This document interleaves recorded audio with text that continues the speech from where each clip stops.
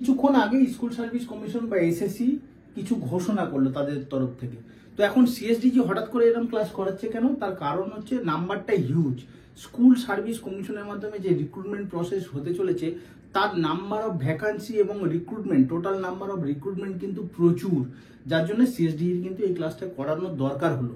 এখন কি কি ঘোষণা করেছে সাংবাদিক বৈঠকে আমাদের মুখ্যমন্ত্রী, সেটা পরে শুনবো।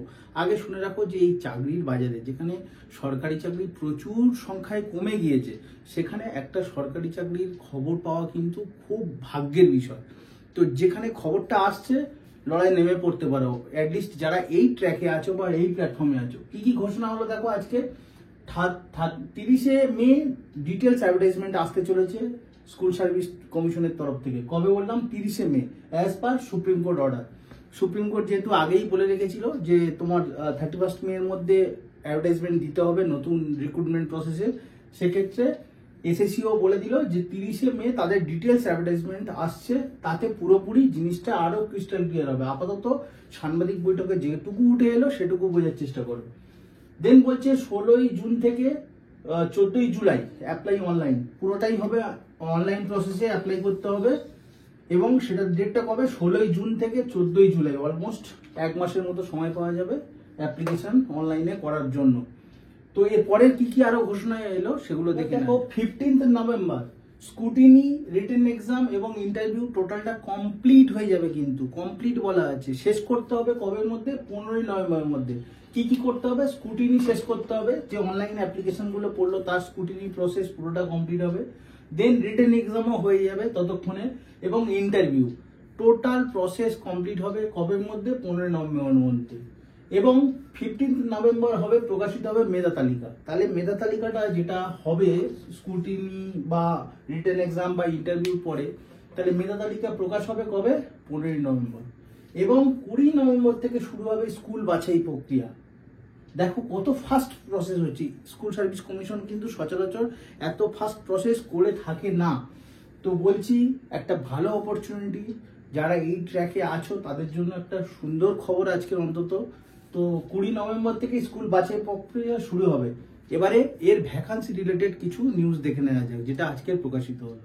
দেখো কি হবে বা কি হতে চলেছে সত্যি আমাদের জানা নেই, কিন্তু যেটা আজকের ঘটলো, যে অ্যাডভার্টাইজমেন্ট না, যে মানে প্রেস বিটে আমাদের সামনে এলো, তার একটা কিন্তু উজ্জ্বল দিক আছে, সেটা হচ্ছে নাম্বার। এই নাম্বারটা কিন্তু হিউজ। দেখো নবম দশমে যুক্ত হবে 11,517টা অতিরিক্ত শূন্য পদ।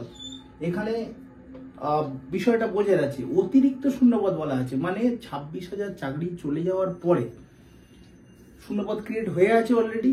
তো তার সাথে যুক্ত হবে 11,517টা আরো অতিরিক্ত শূন্যপদ। কিসের ক্ষেত্রে বললাম? নবম দশম।